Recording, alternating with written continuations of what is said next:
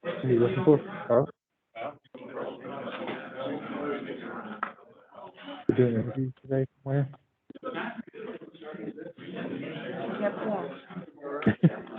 Well, I appreciate when someone shows their methodical approach, that they didn't just do the failing associate version of just dropping something in. But that's a lot. What they wanted that much. Community don't want it No. now. And they They've didn't. all come out of the woodwork. Right. Now they really don't want it that much.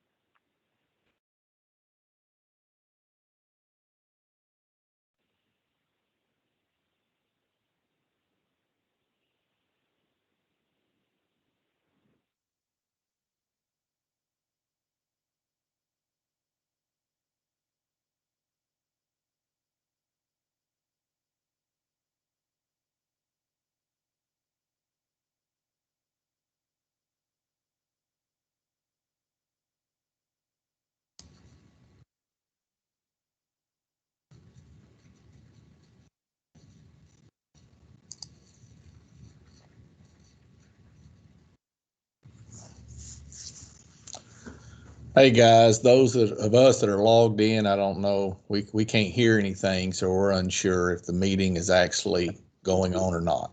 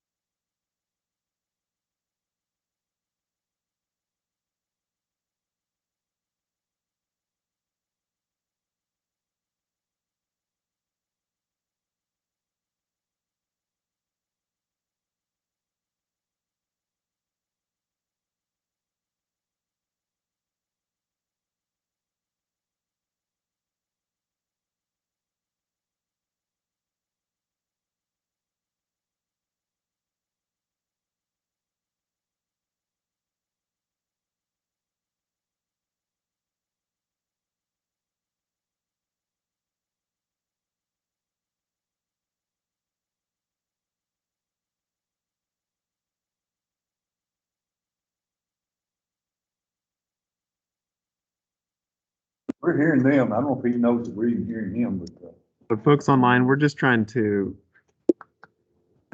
call back in to see if we can connect you guys to hear the audio. Give us a let's minute start here. over.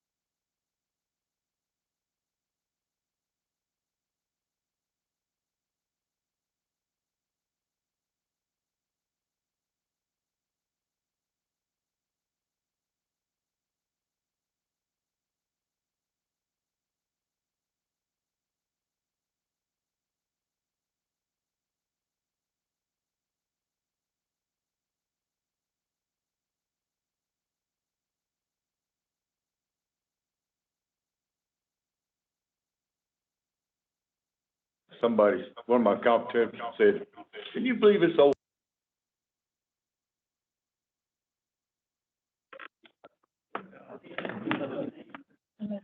Mayor Callis, can you hear us? Mayor Rao?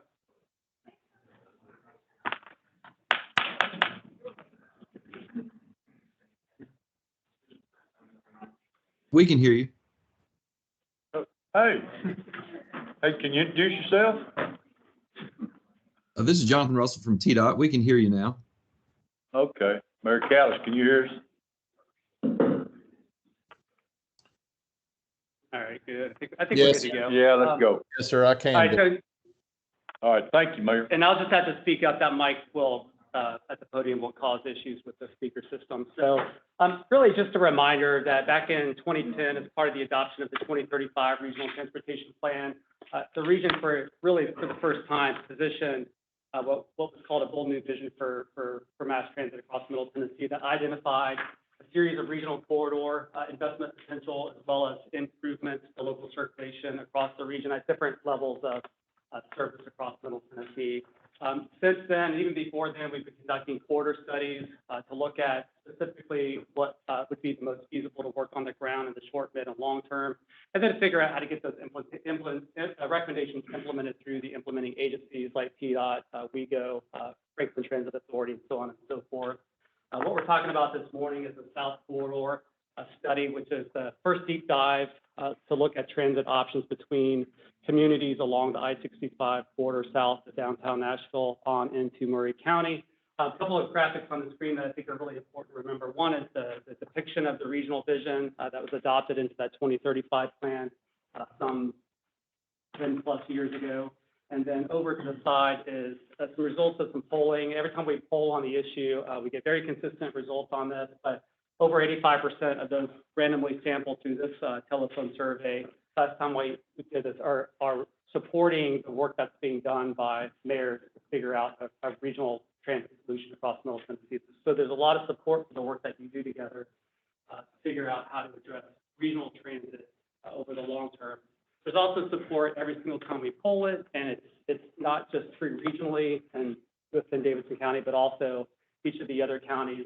There's a level of support, a majority of support from the public in terms of willingness to pay for a regional transit solution. Obviously, the devil's in the details, and finding the right solution that they're willing to pay for is a little bit more complicated.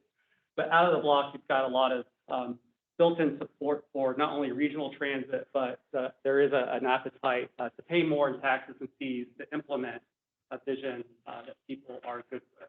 These studies are important in determining what that vision is that people are good with. So that's the impetus of what we're doing with this border study. This is the study area. I mentioned this, I won't dwell on it. You can see the linear representation of the major roadway facilities that we're looking at, as well as the CS6 corridor, not the track specifically, but that general alignment, as well as the 3 counties that represent the study area.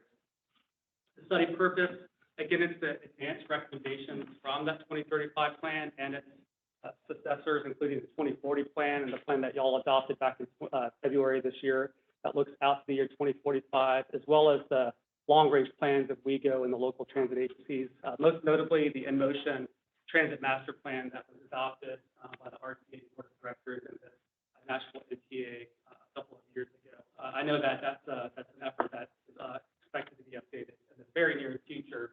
But this study, again, is intended to help advance the recommendations of those long-range plans. It's also to inform the Regional Transportation Policy Board as it updates your regional plans. We'll get into our new 5-year cycle here momentarily, and we'll need to take the lessons learned and the recommendations from this study and make sure it's incorporated into the next major update. We're also looking to identify potential capital and operational improvements for TDOT and local governments along the corridor, and recommendations to help drive and shape land development through the regulations and the incentives that are offered by the state and local governments that help shape development on the ground. So think of this as an effort to try to identify what that long-term vision for rapid transit is. But in the meantime, what are the things that we need to be doing today from an infrastructure and land use and financing standpoint to ready the environment for a major investment when we're in a position to move forward. So that's the impetus to the study. I'm going to turn it over to Sean for an update on where we are and a look at the next steps. Okay, Sean, you're gonna talk about the downtown interloop? I'm gonna finish up with South Okay. Corridor, and then we'll jump over. Thank you, Michael, and good morning, everyone. Just to continue the update on the South Corridor, just a reminder that there's 3 main phases of the work. Phases 1 and 2, which are complete, and there's draft deliverables available at this point. Focus predominantly on the community visioning process. We held a lot of public outreach meetings along the corridor over the past couple of years to identify some of those desired outcomes from residents and stakeholders, and then utilizing that to identify some of those alternatives, screening of a more comprehensive list of potential modes down to a further refined list of alternatives that we'll touch on here in a second. And then where we are now is focused on phase 3, which is really the evaluation and optimization phase, where we actually look at those alternatives through the modeling process and evaluate those results. And we're currently in the process of doing that right now so that we can package those results and go back to our study committee groups in order to get ready for that next round and final round of public outreach. As I mentioned, there's several alternatives across 3 key modes, bus rapid transit being one, light rail transit, and then commuter rail. And so we'll go through these alignments. For bus rapid transit and light rail, they vary between an interstate alignment versus a hybrid alignment that utilizes the interstate and other facilities within the corridor. So starting with the bus rapid transit alternatives, the interstate alignment runs between WEGO Central in the north down to State Route 248, the Goose Creek bypass in Williamson County, and that's going to be along the interstate, or the majority of that includes 10 potential stations that are represented with those dots. And then if you look at the hybrid alignment, the slight variation is on the north side, you see the divergence from I-65 at Thompson Lane, and then following 8th Avenue corridor into Wego Central. And then on the south side, diverging from I-65 at the Cool Springs interchange at I-65, and then following Liberty Pike and Matt Catcher into downtown Franklin. Looking at the light rail transit alignment, this one's very similar to the bus rapid transit for the interstate. Same terminus on the north and south following the I-65. Notice that this one has a additional number or significant number of more crossings and bridge crossing opportunities.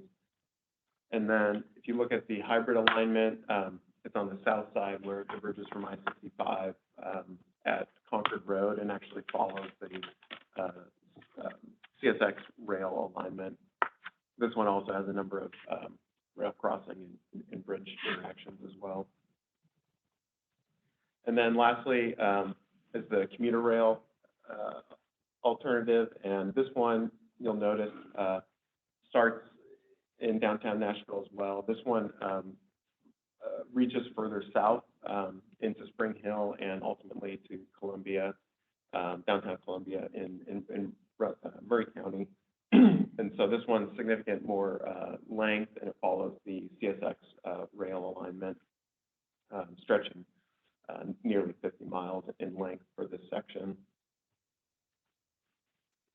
And so some of the baseline assumptions built into each of these alternatives that we factored in is just some of the committed short-term investments built into the model of projects that are programmed in the current TIP, and also some of the transit operations of anticipated service frequency increases, but both for the commuter bus service as well as some of the local service that this would connect with.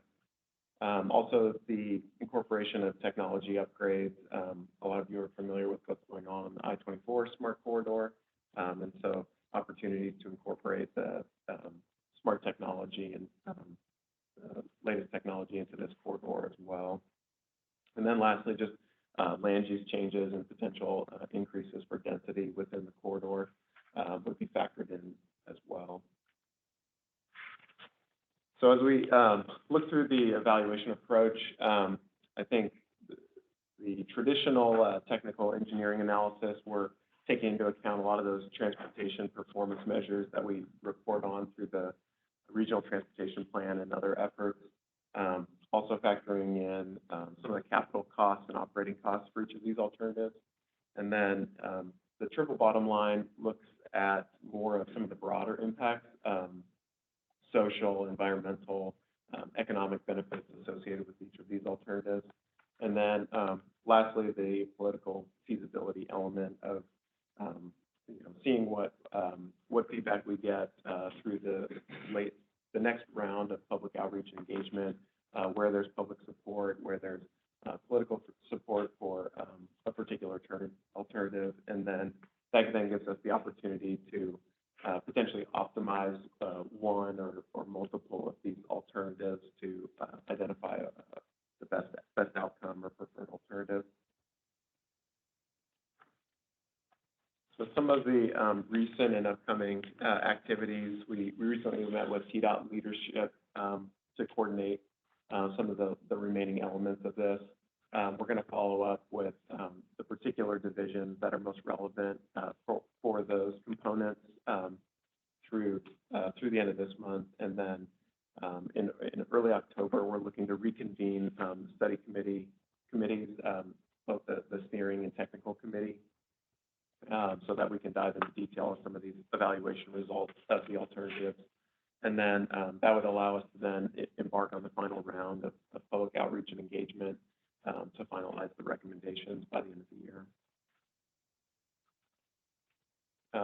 I'll note that we have at the link on the top right, the file share for the South Corridor project contains a lot of the available deliverables that are out there.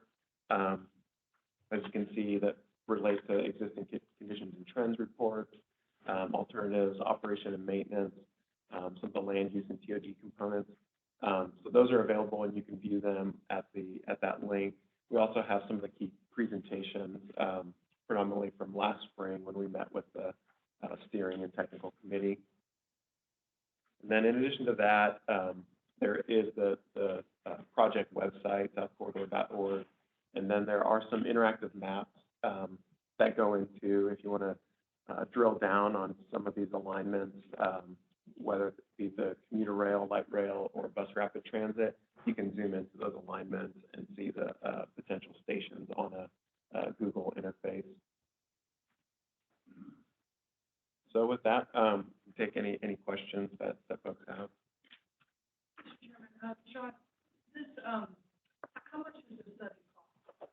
And what's the budget for this study? I believe it's $1 million for the study, and that was split between WeGo and GNRC. Good question. Any more questions? Mayor Moore? I'll go after. Okay. I'm going to yield to you. I think that it might be useful, especially as you're going to be, the things that you are going to be continuing to carry forward over the coming time period. I guess, given the conversation that's occurred around Amtrak, I would think it would be useful to make sure that is incorporated in addition to that CFX commuter rail discussion. I think that Amtrak discussion is one that's continuing to develop, and you wouldn't want to ignore that in this part. So I realize that's late breaking, but given the one study that's going on, I would want to make sure that that's reflected in there. Thank you. Mayor Moore? Thank you for that, and yeah, this is an exciting time for those of us in the South Corridor, and we appreciate the hard work that staff has done on this, and also our consultants, and we're eager to get back to more normal status as far as our enthusiasm for projects and trying to solve some of the transportation problems we have. You know, the pandemic has been a real challenge for all of us. I mean, focused in other areas, but I think the fact that we've had the pause button hit, and now it's time to unpause and everybody get on the same page and try to move forward on all the aspects of transportation in the region, and particularly the cooperation among all the entities. Because this particular study and all the alternatives that we're looking at, they're just as important to Billy Vogel, they should be, because we're working as a group to try to solve all these problems. So thanks for the presentation. I think the interesting, I look forward to looking at the links and look forward to hearing more about how we're cooperating, and kind of curious about those TDOT meetings. Are those meetings open to us, or are those more staff level meetings to hash out things, and when do you anticipate they are? Do you have that on the calendar yet? I know we've got the invite over to TDOT. Matt, if you have an update on scheduling for the. There's no update on that. It was last week we had our opportunity to go. On the 3rd, yeah, we had to. On the 3rd, we had this type of presentation to the staff, but we haven't had any follow-up on that. What do we need to do to move that forward, you think? It's just telling me right now. I will get that moving. Thank you. Thank you, Mayor Moore. So I'm curious about the stations on the interstate, obviously anything on the interstate. So are there maps on the drafts to review to kind of see, because I guess I'm having certainly it'll be TDOT purview, as Mayor Moore is mentioning. It's very important for TDOT to be on board with this. But I want to understand what's on the interstate, what's not. Yes, ma'am. There are definitely maps, and all this has also been presented to the technical committee. So it's been a while since we updated the board as a whole, but your staff should have access to this maps as well. Again, as you understand, in testing out the alternatives, they remain largely conceptual in terms of their placement. Although the consultants, I think, did a good job with the engineering analysis to look at the physical impediments to getting stations in place along the interstate and what would be required in terms of modification. But none of these alternatives would imply any sort of recommendation, just a best thought about how you would implement rapid transit along the interstate corridor. And that's a lot of the reasons why we need to sit down with CDOT. These are meetings that, we've been trying to get on the books for a while, and I appreciate Matt and Preston and what they're doing to make sure there are eyes on these maps before we get back to the steering committee.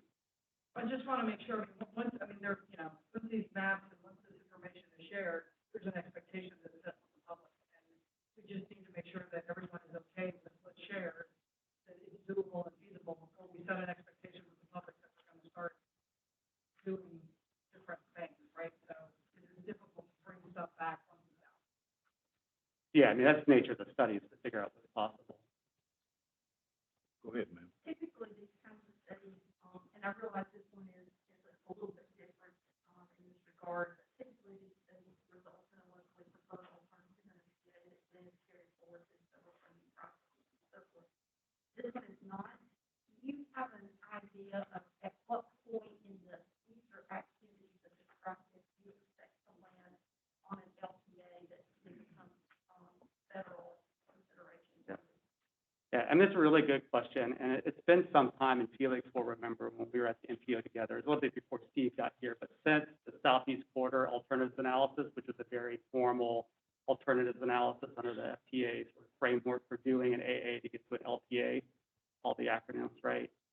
This region has elected to diverge from the LPA being the product, just because we know there's not likely to be anything immediately competitive for if you start grant application in a regional corridor this big. And so since the Northeast Border Mobility Study that was done back in 2009, and the studies since then, we've been more focused on what's the vision of the community as it's informed by the possibilities and the technical work that we're doing to evaluate those possibilities. And then what are the things that we need to do locally to ready the environment for competitive applications that the FDA starts for small starts programs. So that's just been the approach of the region in more recent years, given the focus on an LPA leading you to a point where, there's little you can do if it's not competitive. Well, I think it depends on sort of the outcome of the study. It's going to depend a lot on that evaluation. So what's the cost that we're looking at? What's the cost benefit that is going to be yielded from any of these alternatives? What's the level of community support? What's the level of local support? All of those are things that are ingredients into what ultimately becomes a competitive application for additional competitive federal funding. And the alternative detail will be sufficient to do what would be a federal funding level or cost benefit analysis? In terms of the technical work to evaluate the cost benefit, yes, but the product of this, as it was originally scoped, was not to yield an application to FDA. Now, it's to look for those opportunities to do so. This wasn't the scope to yield an FDA application to the research program. Any other questions? Okay. For Pam, if I could, good to see you. Yeah. Yes, and I'm not coughing. Well, I was gonna recognize that when we come time, yeah. Very We happy to kept be our here. distance from you. Oh, no, that's all right, it's cool. But I'm just kind of curious, how these things work as far as, these studies that we're doing in cooperation with everybody in our region and how the interaction is with the federal highway and your tender meetings. Help me understand where you fall into this process now. Well, I guess it'll depend on what the result is. So to kind of maybe piggyback on Faye's question, it'll be up to the region to decide, and I'll say the region, and that includes TDOT, and WECO, and everybody, and y'all, everybody to decide how to move any alternative, whether it's a locally preferred alternative that comes out of this or something else. Y'all want to move this forward, right? So my suggestion is that y'all, you should always have a project chasing money, never money chasing a project. So, figure out, irrespective of the money, irrespective of where the source of the funding would come from, figure out what the region wants to do. Once the region determines what it wants to do, right, was, one of these alternatives or some combination thereof, then that's where FDA and FHWA can help y'all figure out what's the best way to pursue, right? Is it a new, small start, I'm gonna use the wrong term here, small starts or a large capital investment from FDA? Is it a grant, an infra grant, is it a rate? I mean, what is the best approach, or could you use funding that's already present, right? Regular federal aid funding, other funding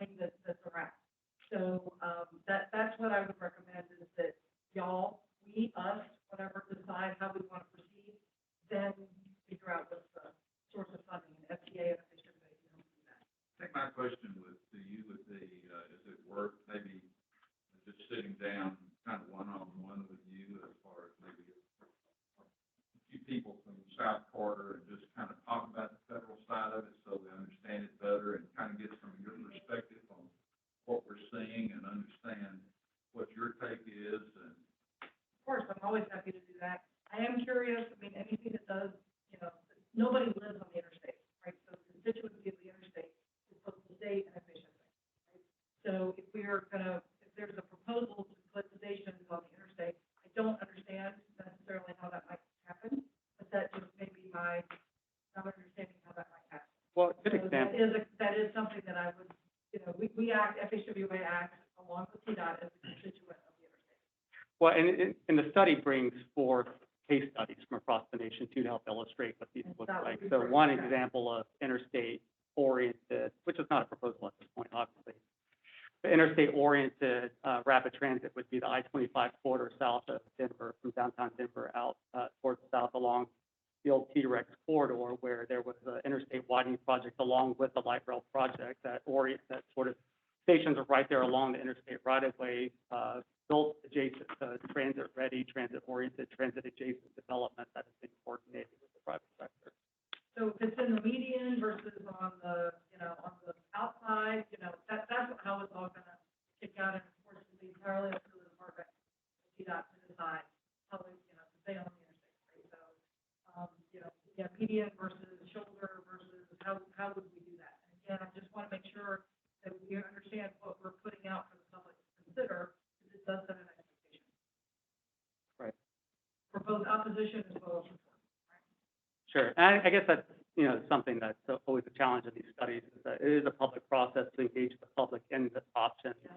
The deliverables are public documents, so it's like the engineering analysis.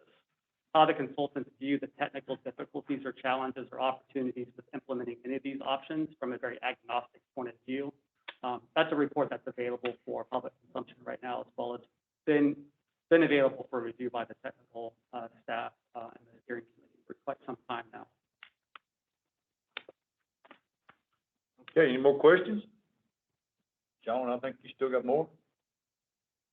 Are you done? Switch gears to. Yeah, switch gears.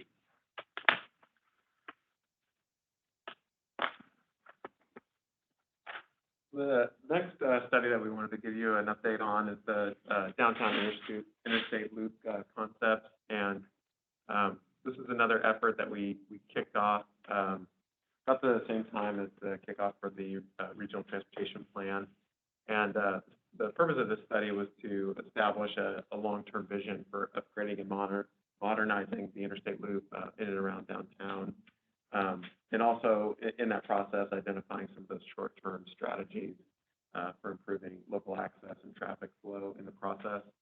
And just a reminder, you know, we've been through a number of regional transportation plan updates where we've carved out funding for the modernizing the downtown interstate loop, including setting aside about $500 million within the 2045 RTP dedicated to you know, identifying what that looks like for modernizing the downtown interstate loop. And so we know it's not likely to cost only $500 million, but I think through this effort, we can better understand what that might look like for modernizing the loop.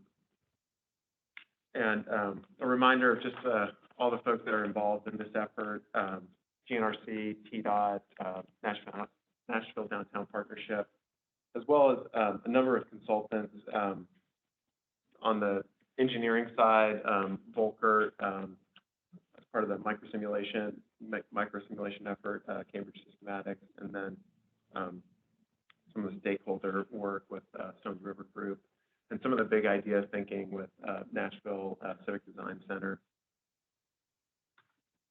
So before we dive into some of the results that we've come up with through the concept, it is worth reminding just the regional significance.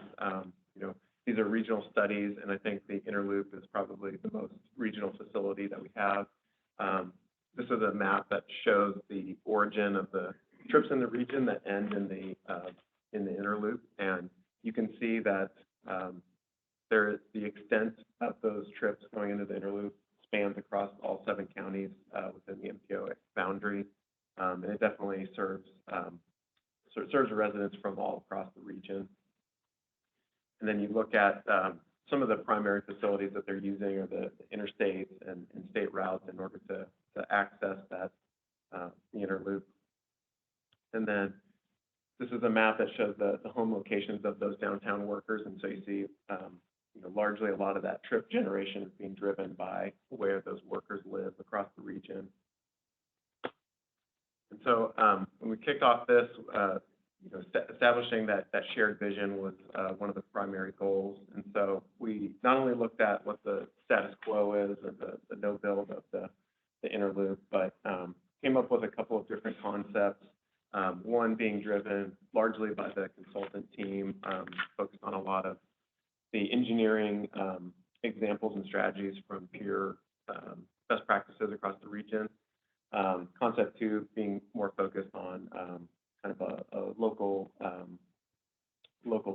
past local plan, and then concept three looking to get more stakeholder and planning partner ideas into the mix. And so that we developed concepts for 1 and 2 back in spring of 2020. And so that, in trying to identify what are some of the pros and cons and evaluate those, we've gone through some analysis to identify what a preferred concept would look like. And some of the components that we're looking at include not only the funding and financing options to do something like this, but what would be some short-term strategies that would relieve that local access and circulation before some of those major upgrades are necessary. And so knowing that a lot of those major infrastructure needs or upgrades are going to be phased in over time, given the cost and scale.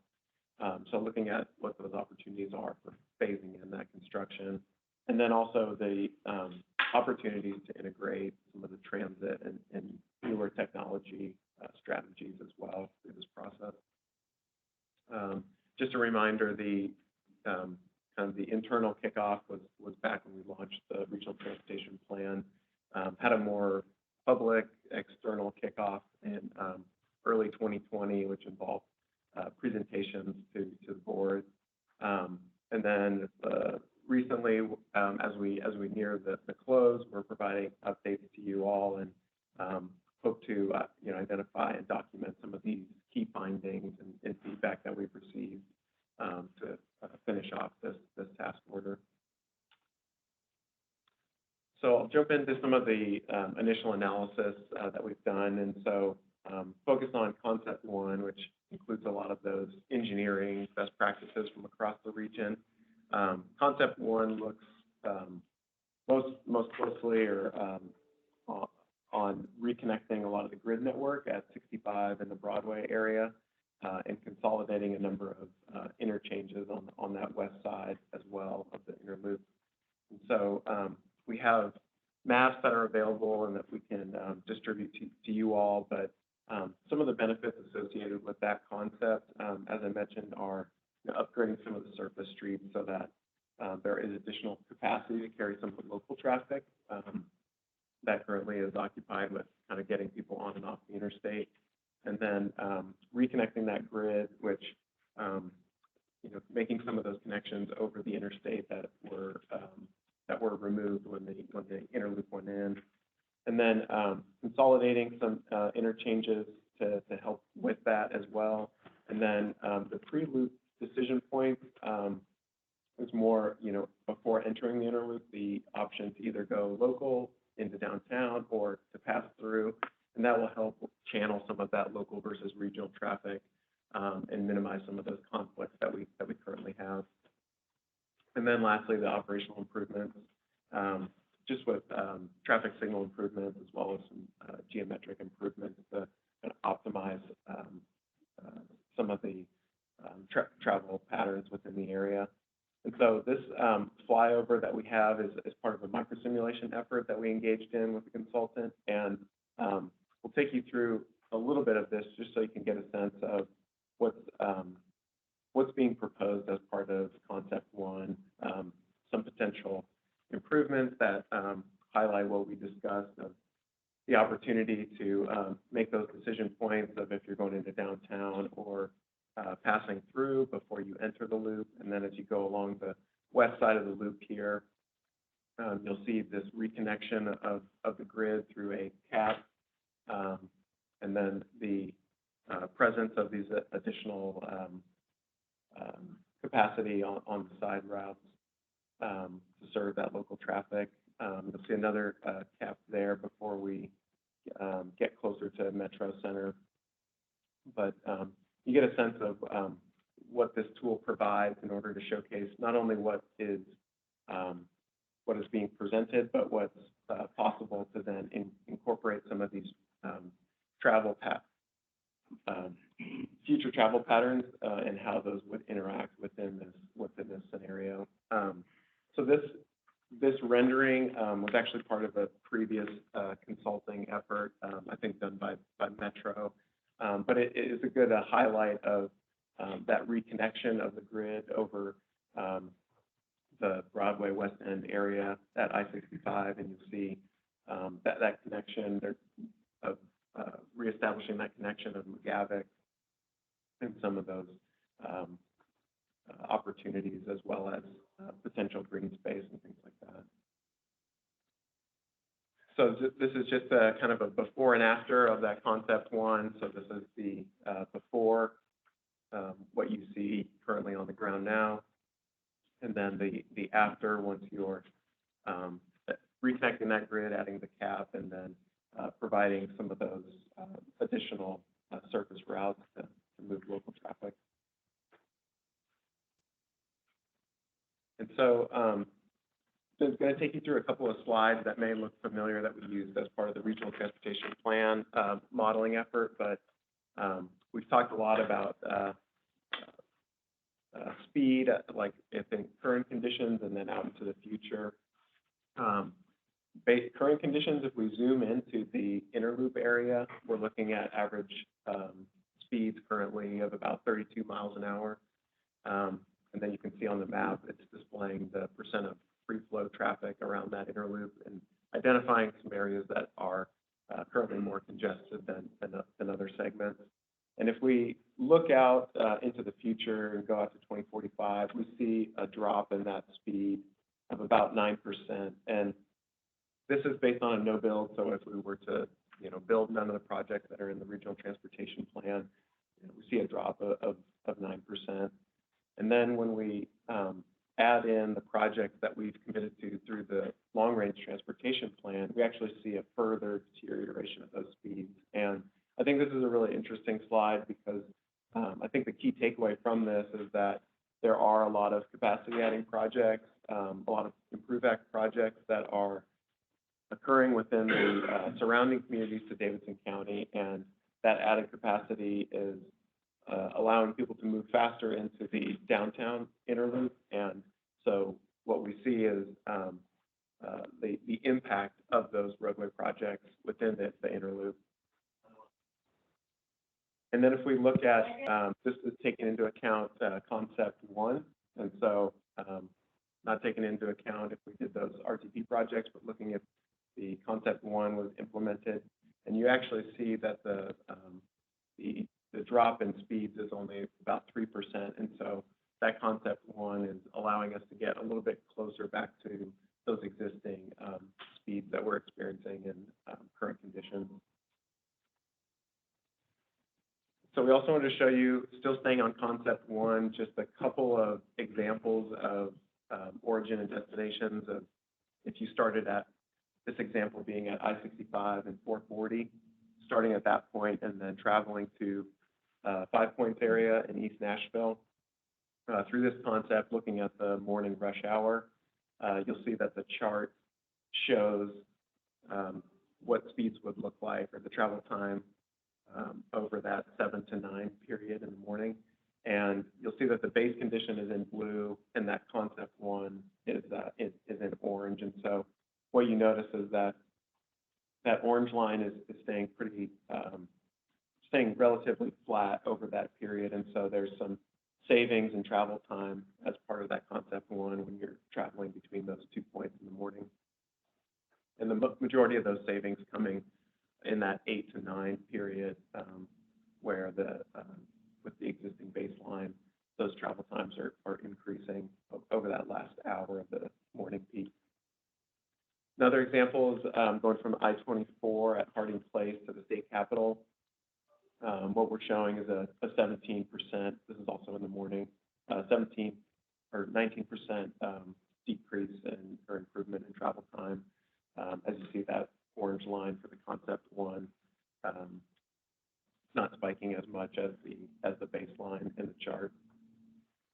And then the last example, this is actually in the evening rush hour, so looking at 4 to 6 in the evening, going from Vanderbilt to Lower Broadway, and you'll notice a 25% improvement in travel time across that time period, with the majority of those savings coming in that 5 to 6 hour.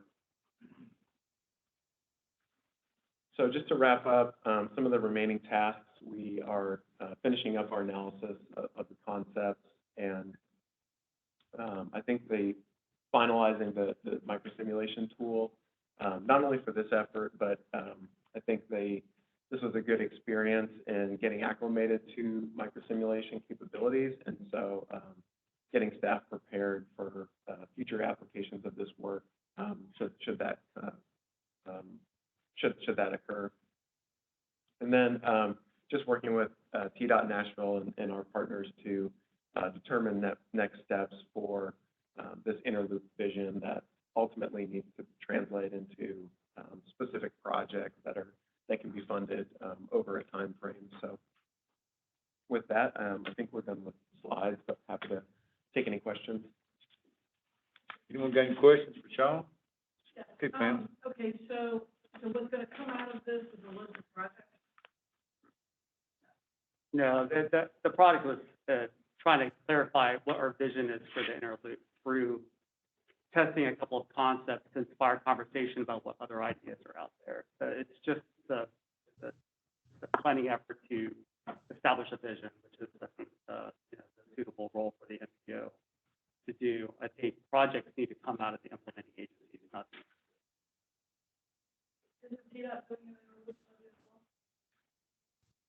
We are. It stemmed from the congestion action plan and also elements that came from the bridges that were identified in the Improvement Act along the interloop. So we are looking at ways to incorporate some of the potential recommendations and how those bridges or the structures might be adjusted to accommodate that.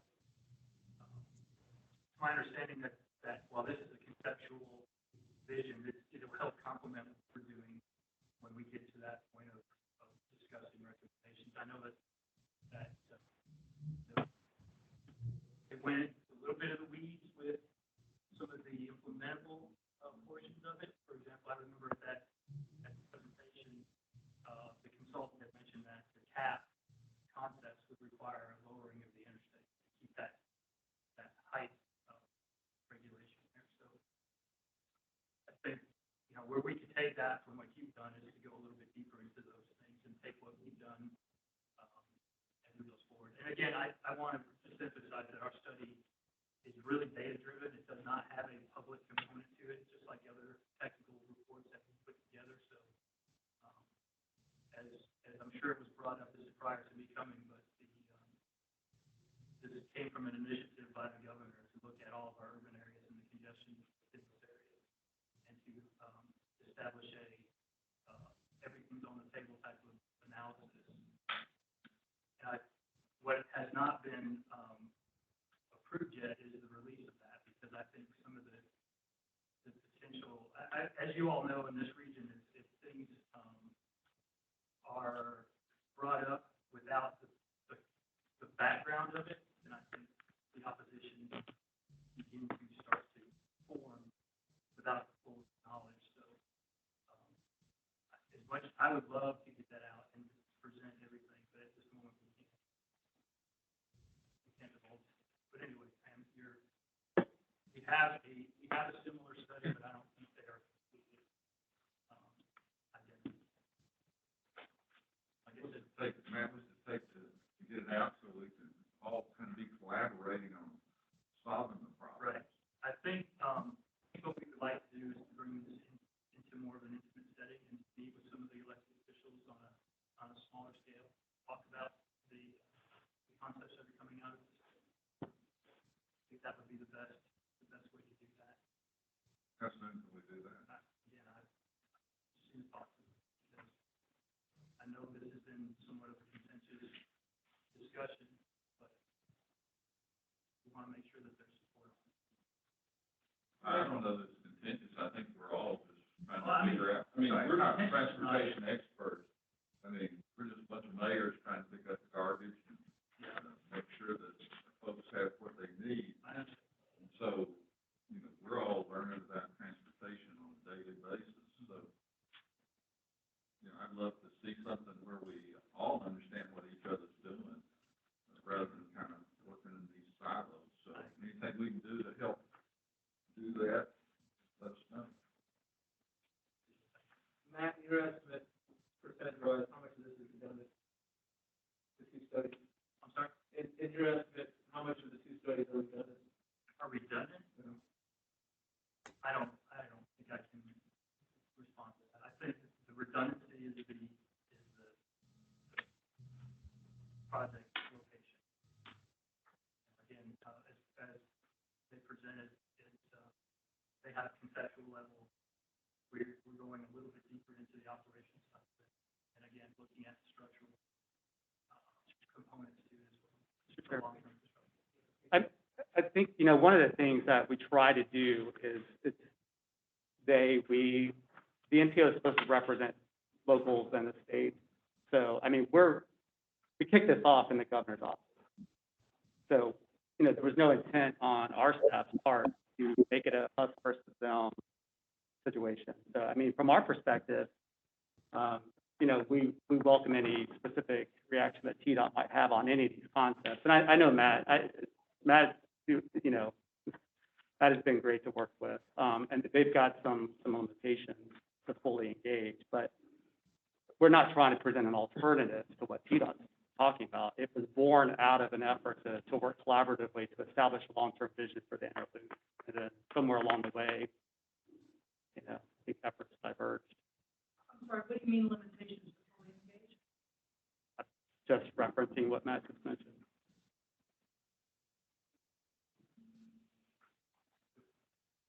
With your limitations to fully engage with your support?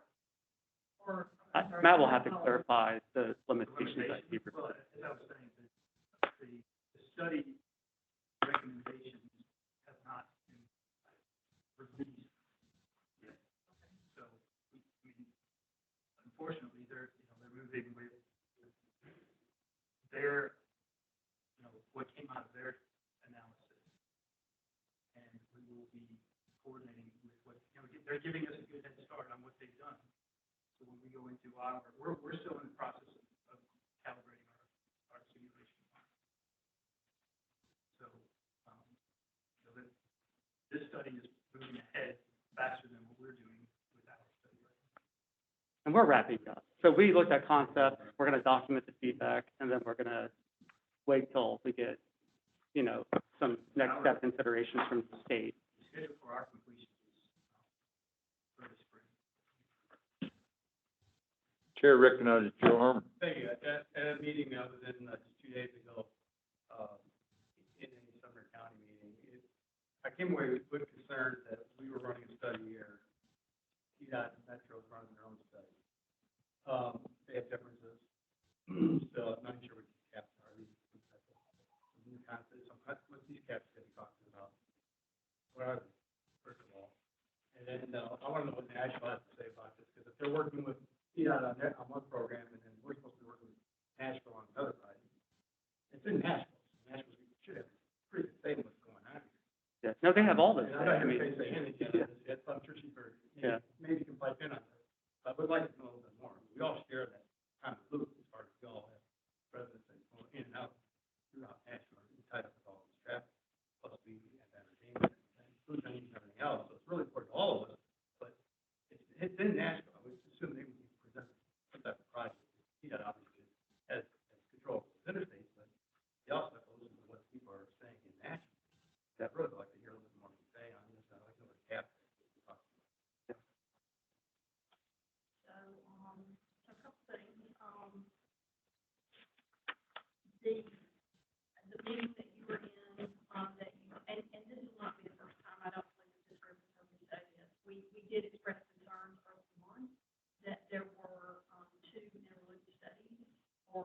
related area studies that were ongoing that purported to do some similar things. And we looked at, especially someone from my background leading transportation in Metro, defer to the asset owner with a great respect for the regional planning process and what it accomplishes within, you know, the regional connectivity that's absolutely necessary in order for all of us to prosper and grow. But we have been working closely with TDOT, that much finer detail of operational analysis that you heard Matt mention is absolutely critical for our work, because keep in mind, I'm not telling you anything you don't know. You also know we have a lot going on in Metro Nashville right now, inside and right around the inner loop. And it was a very fine grain of detail. A lot of growth is occurring. Obviously, there's Oracle, there's Amazon, there's, you know, there's stuff happening all over the place. And so we're having very quickly get to what are these kinds of operational improvements that are necessary that TDOT is asset owner for, because that inner loop in the operations or operational challenges have so much of an impact on everything that's going on inside the inner loop, and also directly affect the development areas that are occurring, not necessarily, you know, they're occurring on the schedule of how things are growing and so forth there. So, I say all that to say that we've been briefed on the GNRC study. We're aware of it. We've expressed our comments on things that we felt were inconsistent with the things that we are seeing, you know, right there on the ground. And GNRC has been responsive to that.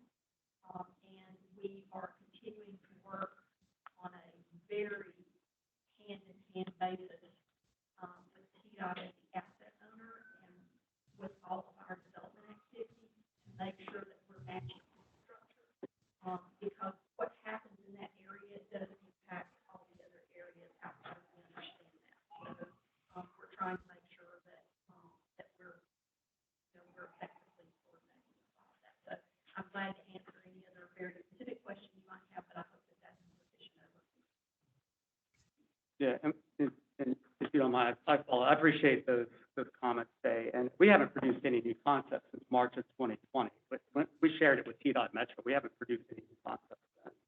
Just taking their feedback. The only thing we've done since then is go on pause, waiting for continued conversation, and then we built the micro-simulation tool. So, I mean, it's not like there continues to be development of project ideas that's separate from what Metro and TDOT are working on. So I guess I regret that was the impression. I don't know what meeting you're referring to. That I regret that was the impression that was provided. But the other thing I would add is for several of these, that quarter study that we were briefed on earlier and this study, you know, many of these things, think about it, many of these things started and the world has changed so much since we started many of these studies. I mean, there's lots of things, not just certainly COVID has a big impact, but look at all the other things, we're trying to just slow things down, look at all the other things that have changed, whether that's in development in all of our communities or whether that is in, you know, how we're seeing demand change in terms of where people work and so forth, or, I mean, there's just all kinds of, I think, change that has occurred that necessarily now both of those studies have got to figure out how to reflect. But in the meantime, the work that we're doing with TDOT is right now is that, you know, way down here in the weeds, kind of stuff that's very necessary and very contemporary to what we're looking at right now today and what we see coming for the next 5 to 10 years.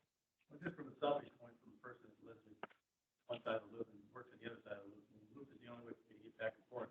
It's a challenge. So I want to see progress. I want to see walking hand in hand and not going down two different paths ways to get there.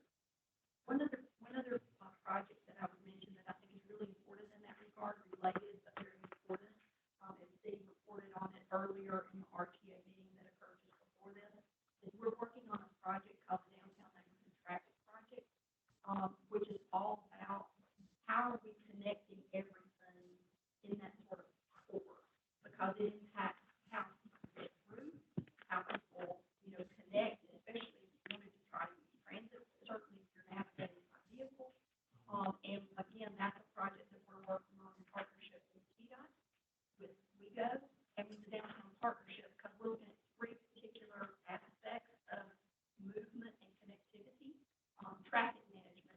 So my favorite stuff, kind of traffic management, how do we most efficiently and effectively move people in and around to the places that they need and want to go, right? So that's number one.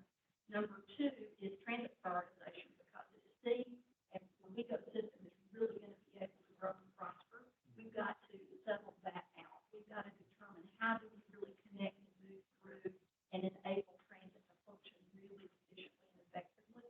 So transit prioritization is key. And then the last one is curbside infrastructure management, which again, this is something I'm sure you've heard me preach in this meeting and others before. You know, the cities that are going to be ahead 10 years from now are the cities that are going to have active curbside infrastructure management plans, because the curbside is not what it used to be. It's not just a place for sidewalks and maybe parking meters, right? It's a space to manage, it's a piece of real estate, and it has real value in your community, because you've got Ubers and Lyfts and scooters and all kinds of things, and fiber and technology, you know, whatever it might be. And being able to manage all that effectively and even monetize it to a certain extent if you choose to, is all things that have got to be very purposely done.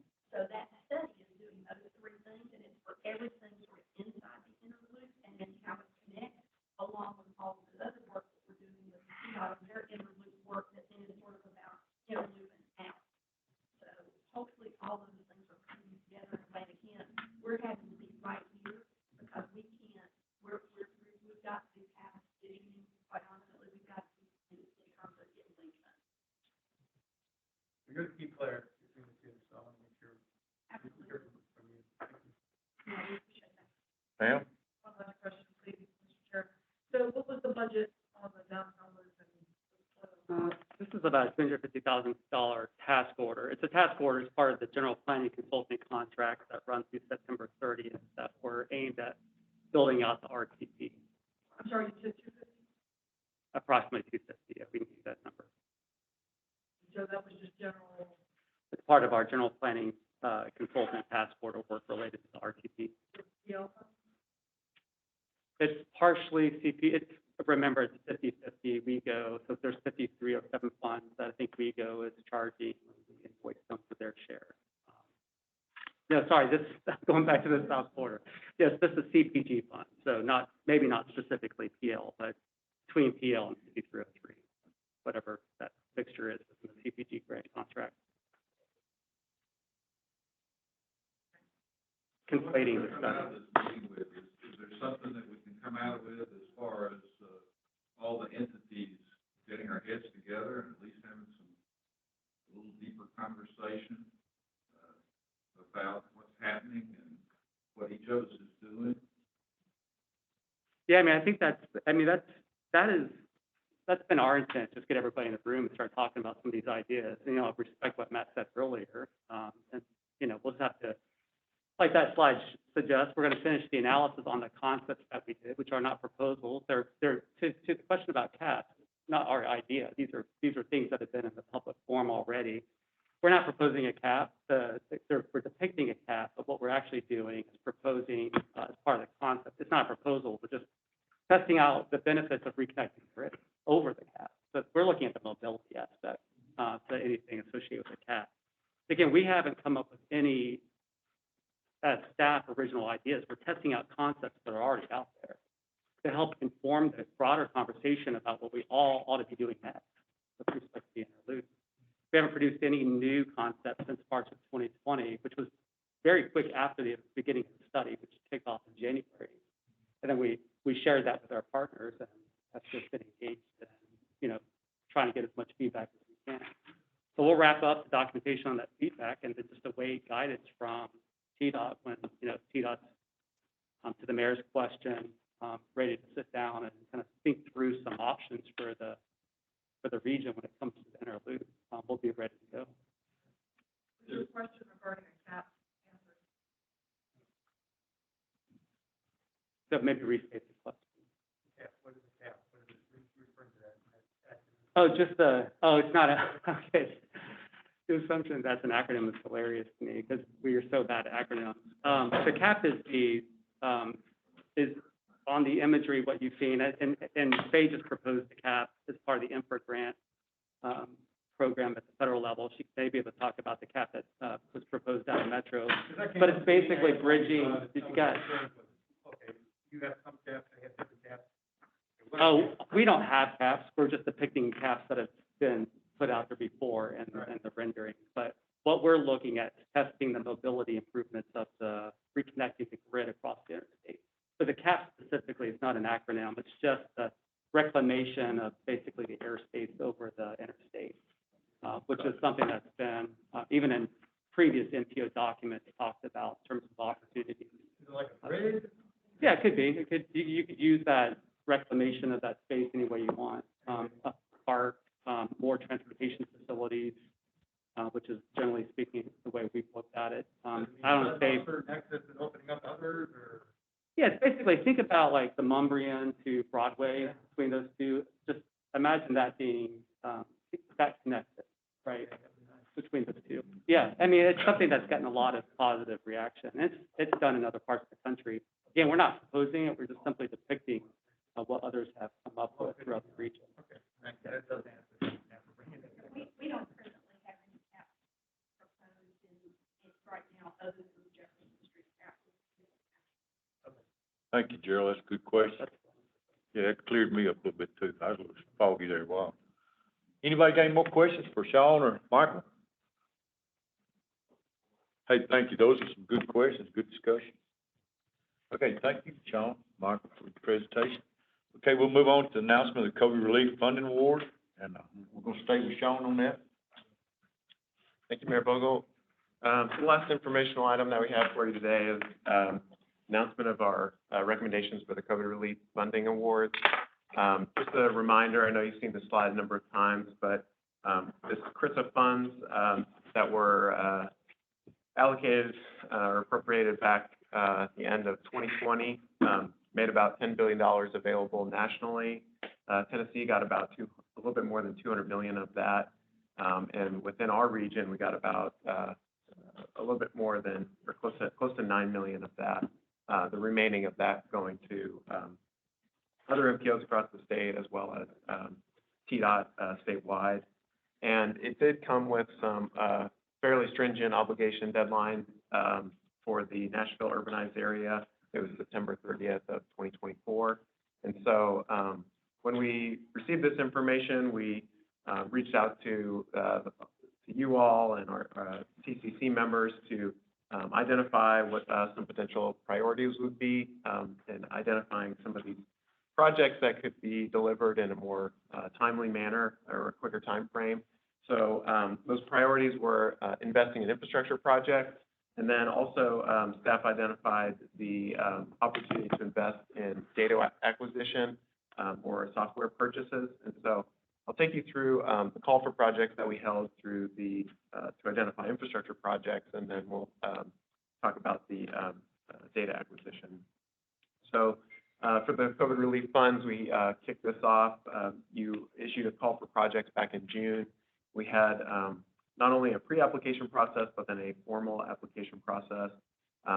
Staff went through over the last couple weeks of evaluating those full applications that we got for formal consideration. And so today we wanted to announce those awards so that the next step being that everything goes well, we can then include them as part of our next TIP amendment cycle. And so for the full application, we asked project proponents to identify project description, alignment with goals, the budget, and then asked a number of questions related to the ability to deliver this project within the time frame, and asking questions that about status and potential impacts along the way. And so we received 18 total applications through the full formal process, totaling about a little bit more than 11.5 million in funding requests. And a lot of those project types fell under the category of ADA implementation, ADA improvements, a lot of those stemming from ADA transition plans, as well as pedestrian safety improvements, making up the majority of those funding requests. Also, some ITS improvements, lighting improvements, some transit submissions, as well as one wayfinding and signage project. So some of the criteria that we looked at to help filter down this list, since we had more funding requests than we had funding available.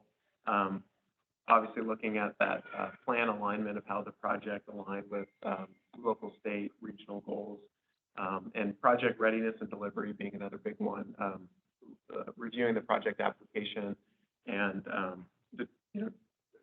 seeing how that project was demonstrating its ability to be obligated by this short obligation deadline. Also looked at vulnerable population and how the project might enable or hinder mobility for some of the vulnerable populations that we've identified in the region. Looking at safety on how the project addresses some of the known crashes and crash severity for motorists and non-motorists within the region.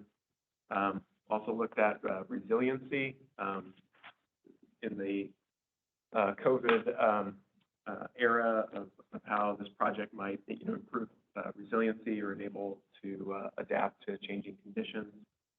And then lastly, we had an equity component as well, taking into account kind of the local priorities that were identified, particularly when an entity had submitted multiple applications through the full call.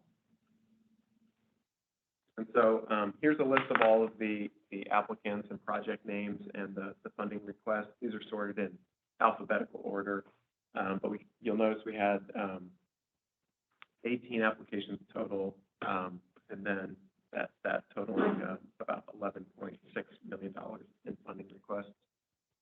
And so based on this list, we'll identify those projects that we're recommending for awards, which is this list of projects.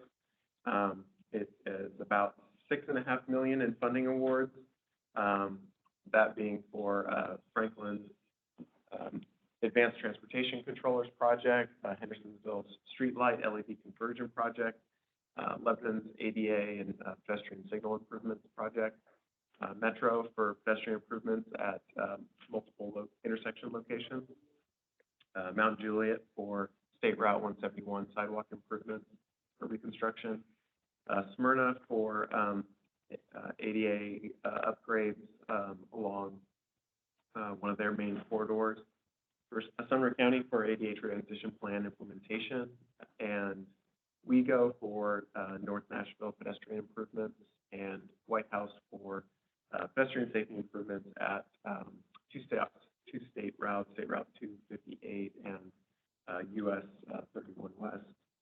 And so we were really excited about the number of applications that we got, as well as the quality of a lot of those proposals.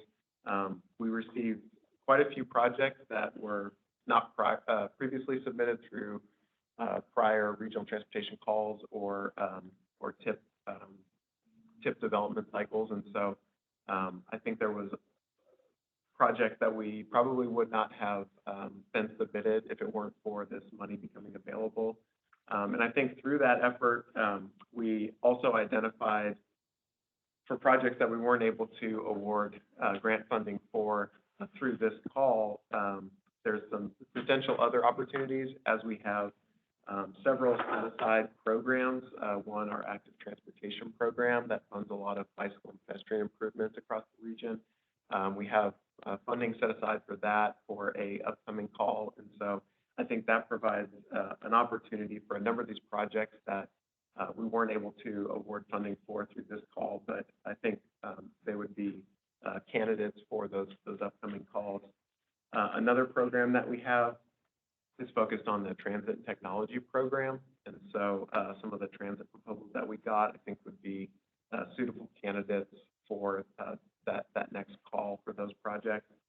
And then we also identified a couple of projects that may not fit into those separate call for projects that set aside funding, but as we will be developing our next TIP over the next year, there's an opportunity for some of these projects to be candidates through that next tip cycle. And then the other one that we wanted to mention too is Portland. I think they had a interesting project where TDOT has committed to a 50% match on their interstate lighting project, and so I think that's one too that would be a good recommendation for SDBG funds that are available within our region. So that was for. Is there any questions on the call for projects and awards? And Sean, just to clarify, the formal endorsement will be in the form of the TIP amendments in November. Correct. So the next TIP amendment cycle, which Anna has indicated will be a full one with a number of awards, is where we would bring these to you for your endorsement and ultimate adoption. And endorsement in November and or first presentation in November, and then adoption scheduled for December. Okay, any more questions for Sean? Good job. And then with the other part we want to talk about is, in addition to the priorities for infrastructure investments, we also have talk about the data acquisition set aside. And so from that pot of funding that's available to the region, we would also be recommending 1.5 million of the COVID relief funding be used to accelerate acquisition of some data analytics that can be used by local governments to improve not only transportation monitoring, but decision-making as well. And there's a couple of data software platforms out there that would be interested in, and some of the capabilities that they provide would be access to traffic volumes, pedestrian volumes, transit volumes, and origin destination data that by those different modes as well, which provides just additional information that supplements some of the data that we currently have. But this would really provide a next level understanding of some of those travel patterns within the region across modes. Also provides opportunity to capture shifts as we've seen the travel patterns change over the pandemic. This would be an opportunity to capture shifts not only for vehicles and transit, but pedestrian activity, bicycle activity within the region. With these origin destination data capabilities as well, there's an opportunity to enhance our understanding of local and regional travel patterns as well, whether it be for vehicles or truck movements.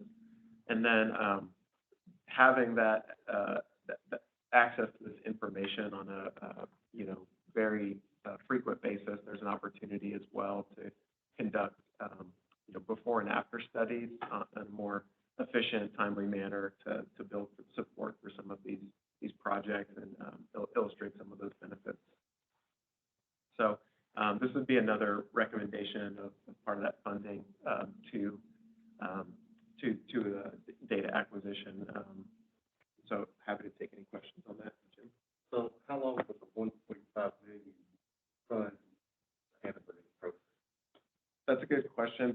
A lot of these platforms and subscriptions that we've explored are very expensive, and I think the subscriptions tend to be on a year-by-year basis. And so I think rough ballpark, I think 1.5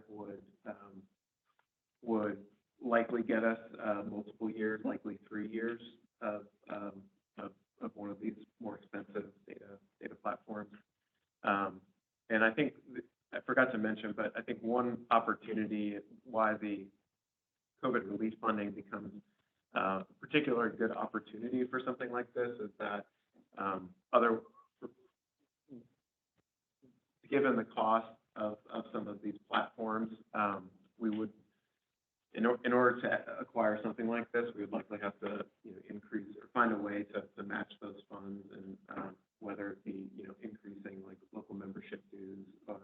But I think with the CRISA money not having a match requirement, provides an opportunity to provide this resource to the region and our partners John, I might add, and then Jim, I think you were at the TCC meeting. I think there's a lot of excitement about this because it is expensive data, I suppose, from sort of a agnostic point of view, but as the TCC members are excited, it's also replacing the need to go out and do primary data collection, which is even more expensive to local government. So it's really giving you the off-the-shelf ready access to a lot of the volumes and turning movements that you would otherwise have to go. But data TDOT also collect. have that.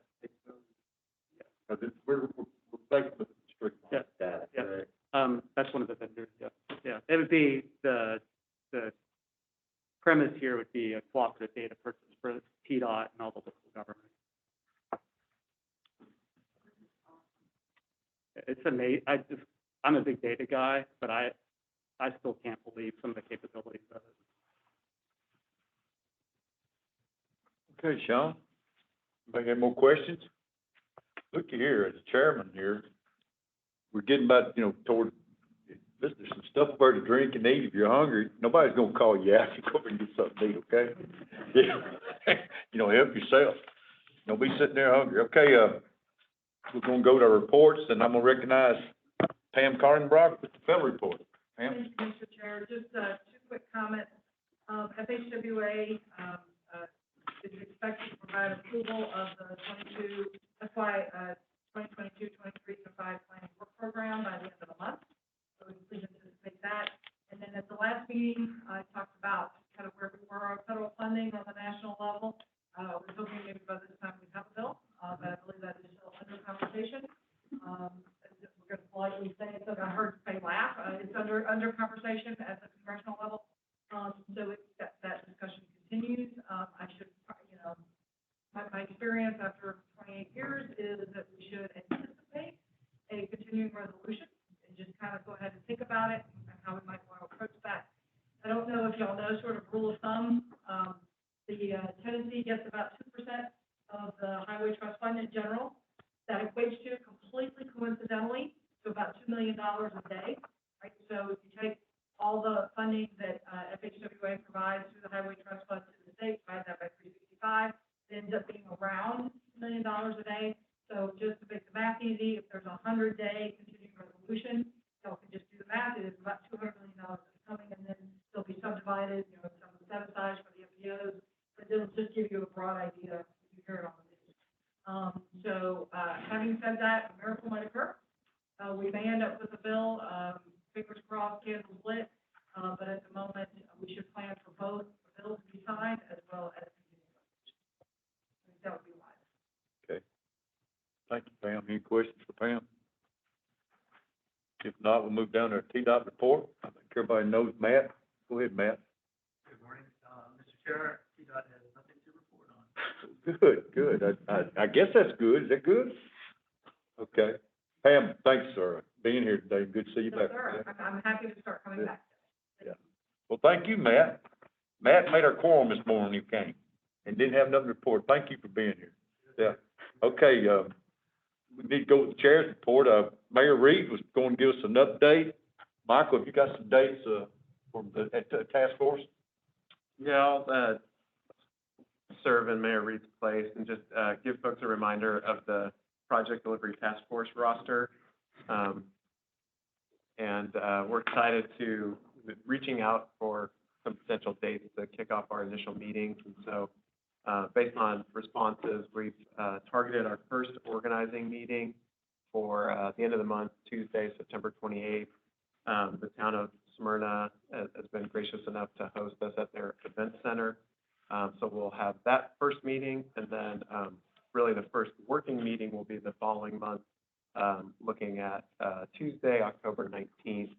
And both of those will be focused around the lunchtime hour, 11 to 1. And the second one will be at GNRC's offices at Metro Center. So we're looking forward to that work, and we'll be sure to, as progress moves forward on the task force, to bring back to you all updates and keep you informed.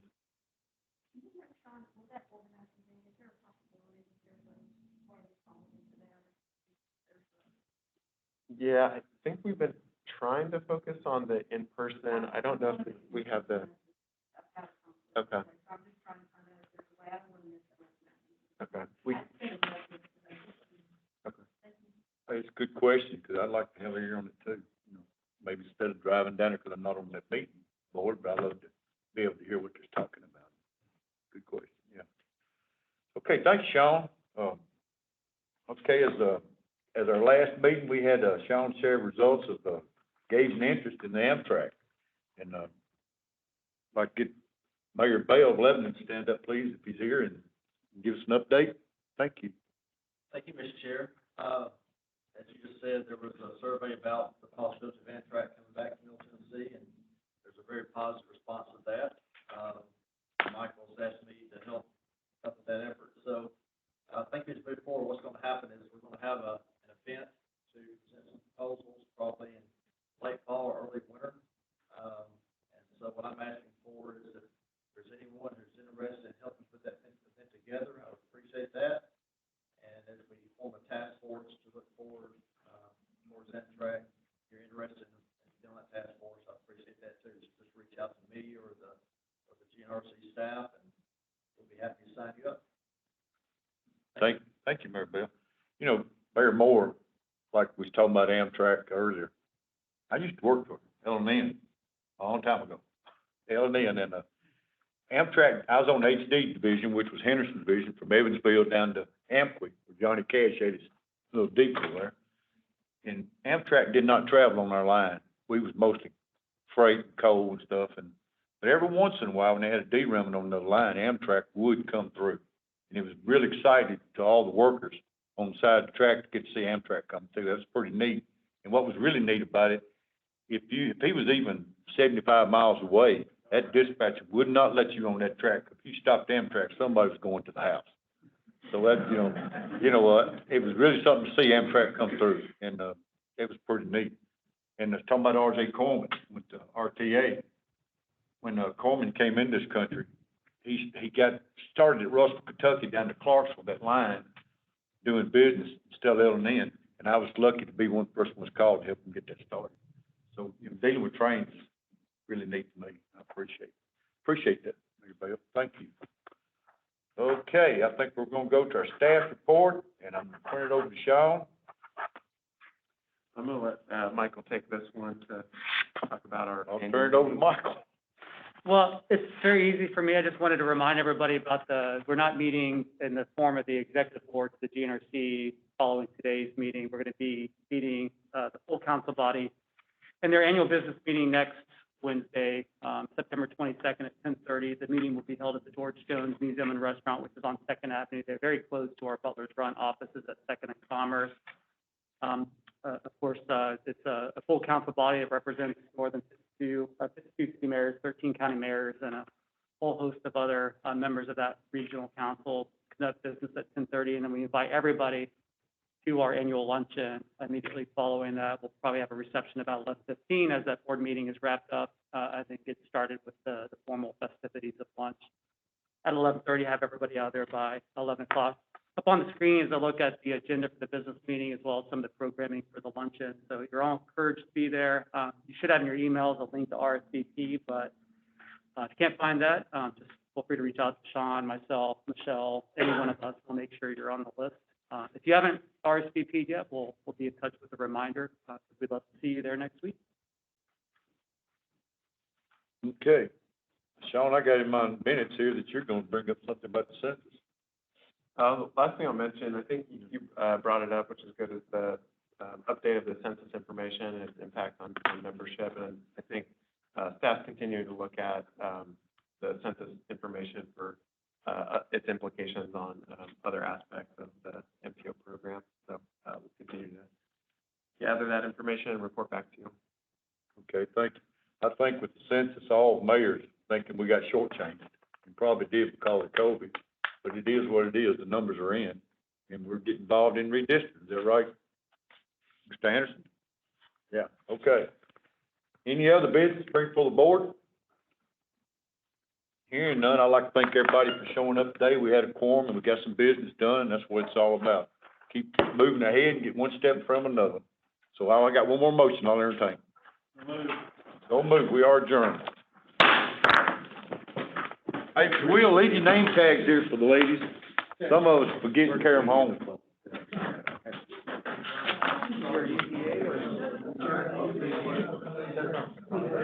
luck, Pam. Yes, sir. Thank you so much. I was really good to be here in person. Right now, we're. Okay, yeah.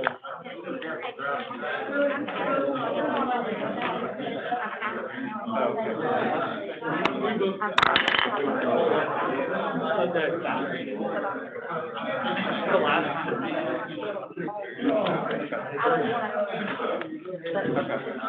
Yeah, I think it's actually there. That'll be an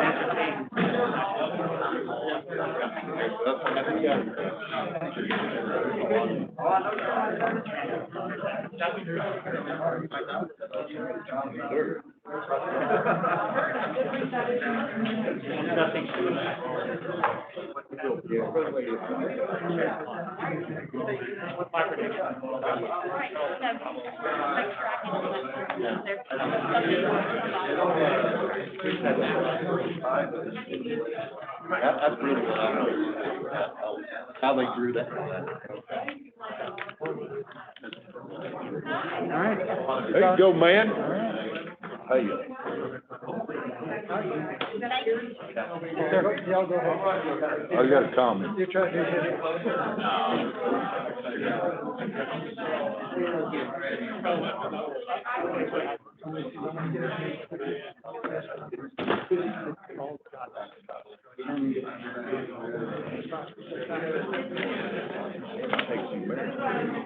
yeah. She doesn't care.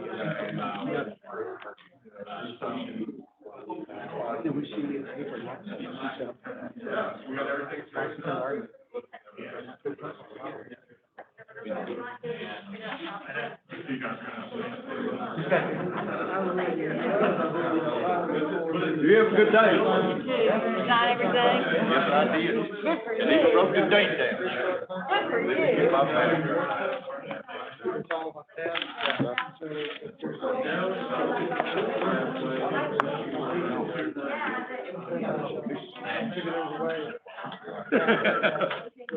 Thanks, ma'am. So I know you.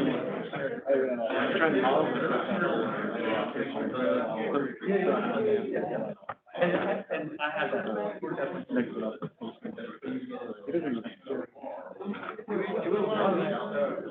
Extra stuff would fit in. The workforce side, seriously. I know Angie and Matt are working on it. It's good to know that.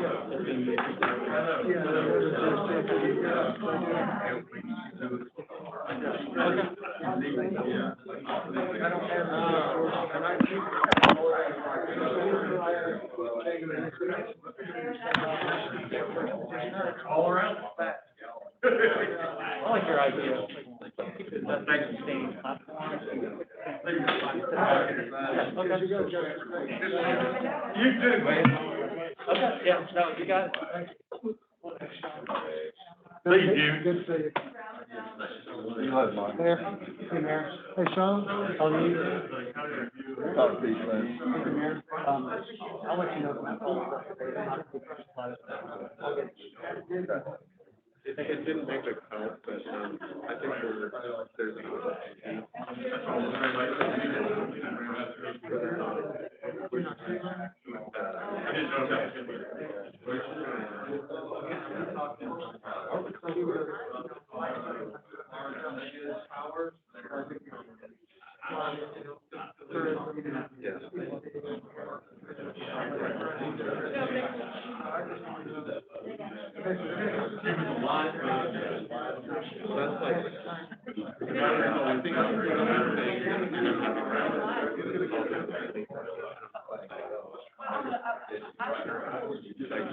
Mayor Council.